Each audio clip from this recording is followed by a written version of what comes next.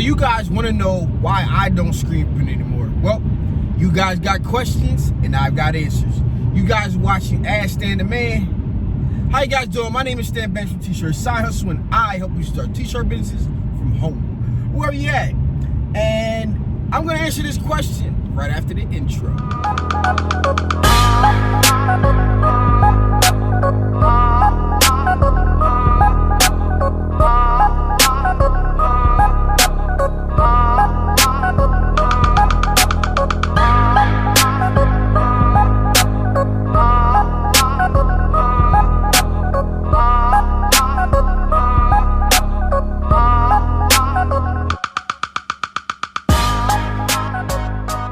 So, you guys go way back to the beginning of my YouTube channel, back in 2017. I was kind of like a pure screen printer.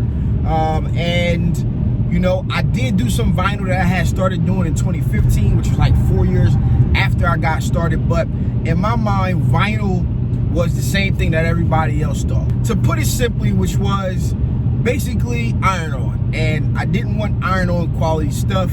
So everything I did was actually going through screen printing. So I had a UDO machine, horrible experience with a UDO machine as far as burning screens and stuff like that. Then I got the starter kit, the DIY starter kit from Ryanette.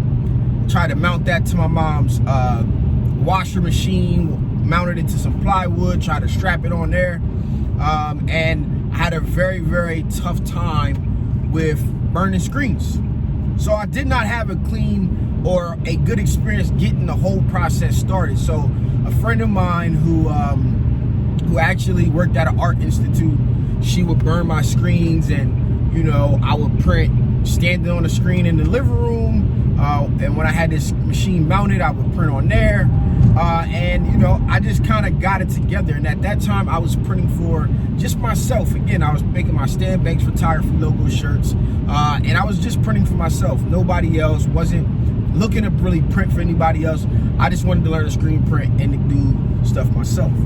So then when I walked into this new shop, which if you want to know the full story of how I got started for $0, you can look at that. So I walked into this shop, and the guy who owns this shop is my old substitute teacher. And then, you know, okay, I bought a box of maybe like 60 or 70 shirts I picked up just to get my logo on it so I could wear my stuff every single day. And basically from there, you know, a day later, he like fired his printer, and I like 3 days after that, the initial meeting, I was just in there talking about some things and stuff like that, and he was like, hey, you want to print? And I was like, well, I really don't got the experience to print. You know, I had printed, you know, doing X, Y, and Z, but I don't have the experience to print.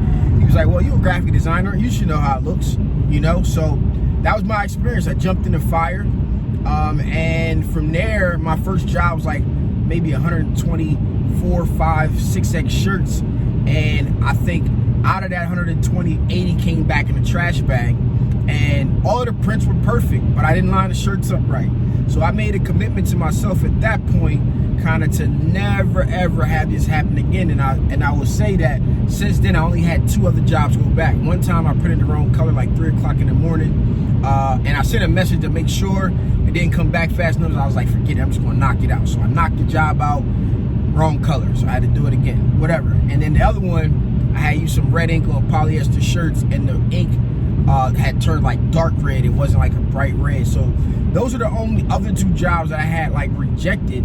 And you know, I used to pride myself on finishing the job and not messing up a single shirt, you know, the stuff like that. So why did I kind of get away from? We still got the screen print shop. I still could screen print if I needed to or wanted to. But why did I get away from that? And that is because I started to value my time a lot more and how I spent it. Okay, so I still take screen print jobs. I outsource, or I let the printer there print them, and I, you know, just pay the printer for the labor, whatever the case is. But you know, what I learned from even having a screen print shop and screen printing all the time, there were still jobs that we did not want to do. There were like multicolored jobs, like, let's take this to the guy who has the auto machine, and based on the quantity and stuff like that. Now, if we needed all of the money, we would definitely at that given time go ahead, or if I needed all the money, I should say, I would go ahead and screen print it and knock it out. But just the theoretic process of the time spent to do some things, it just didn't make sense when I could take it to somebody with an auto, and yes, I lose a little bit of the profit, but I don't spend the time doing it, and I keep the easy one-color jobs and all of that good stuff in-house, and I do those myself. So it just made a lot more sense to me. And when I got into vinyl, and this is why I started on my YouTube channel teaching about vinyl, is because I was already screen print for years before I got into it. And the only reason I got into vinyl was because I was marketing to schools, and if they didn't hit a certain amount of sales for the school, I wasn't gonna screen print the job. So I started making them in vinyl. But when I started making them in vinyl, I'm like, wait, it's not as bad as I thought. Why did I even not start this way in the beginning? Everybody should start this way. And the reason I think that is because a heat press, first and foremost, is in every professional shop. So your technology doesn't die. That's first and foremost. And then secondly, it's like everything that I learned from having a vinyl cutter, it translates into every different side of the business that I may run into. And the reason that I'm saying that is simply because, you know, color separation with vinyl and color separation with screen print is the same. Things you can't do with vinyl, you can't do with screen printing.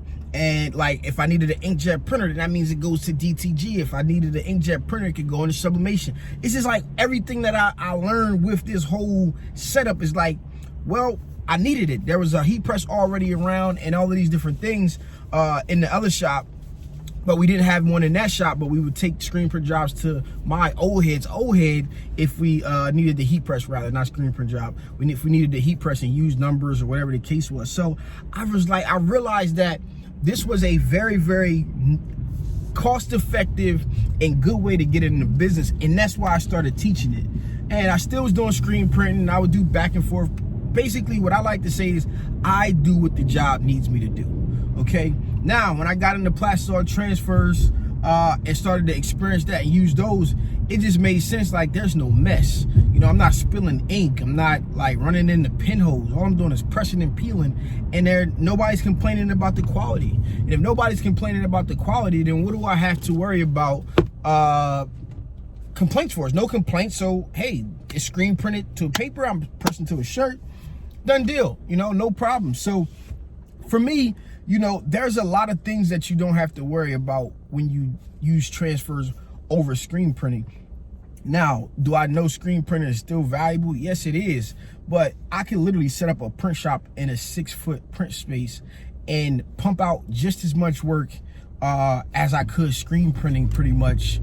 And if not faster, you know, I think, me personally, the time that it takes for me to print super color, let's say 100 shirts, I could challenge a screen printer to screen printing 100 shirts, and I bet I will be just as fast, because there are things that people don't consider, and that's time. The time it takes you to set up a job, 2-3 color job, 4 color job, and the time that it takes you to do some of these other things, you know, open a package and just press. By the time, yes, he might fundamentally print faster. Like myself, I could print 100 shirts, 1 color design, light shirt, dark ink in an hour, right? 100 shirts in an hour. Will I do that with super color? I probably will be able to get close, you know, maybe 60 to 75. I'm depending on if I got a multi-unit press or just one, you know, just depending on some certain things. So I'm gonna challenge myself very, very soon to see what is the most I can do when I'm locked in and printing, because that's what I did when I was screen printing. But to kind of wrap this up, when I have to do these Plastisol transfers or super color and I'm just pressing, you know, I don't have to burn the screen. I don't have to line the screen up, tape the screen up, put the ink in, go back, refill the ink, break the screen down, clean this ink off, reclaim the screen. So you save a ton of time. And what I like to do with my time, and that's the thing I most value overall, is because I want to go spend time with my kids. I want to go and relax and talk to you guys on live and have these different conversations, whatever the case is. But if I was constantly screen printing, I wouldn't be able to do some of the things that I wanted to do. And time is the most valuable asset that we have. Am I saying you shouldn't become a screen printer? No, I'm not. But You don't have to worry about the space, the time, the overhead, the electric bill that could be a lot higher than just running a heat press, and all of these different factors that go into it. And it's just less of a headache, man. The thing about this all is, you know, when you start to invest into technology, it never stops. There's always something better. With transfers, we let all of that stuff handled by the transfer companies. I don't care what print machine you got. I don't care how much that machine costs.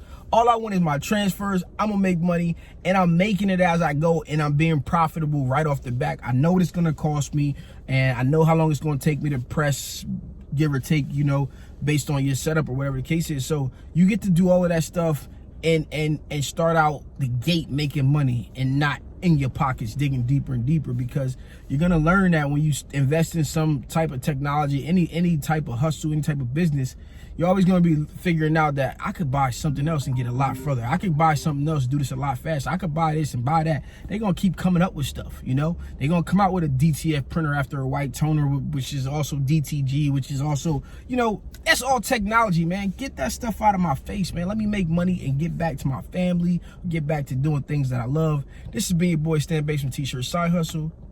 Peace.